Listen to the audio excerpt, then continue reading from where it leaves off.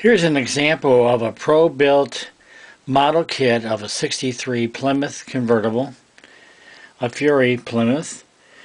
The details of this are outstanding. The workmanship, the paint is excellent. Even the engine compartment is detailed and very well done. All the chrome on this is not painted silver. It's the actual chrome decal that you can get, and it covers the front end, the hood trim. Here's the side view.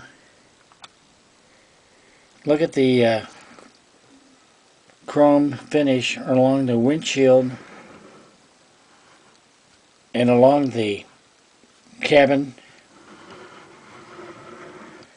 Detailed dash and interior,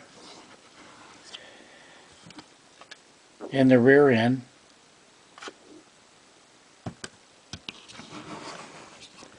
This is such an excellent professional built model,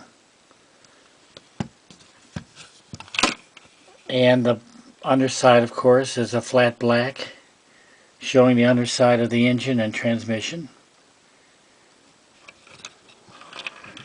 Here we have again the engine compartment. This is probably one of the best model kits that I've ever seen. So luckily I'm the proud owner of this, and I think you'll agree this has been a spectacular pro-built model. So thanks for viewing.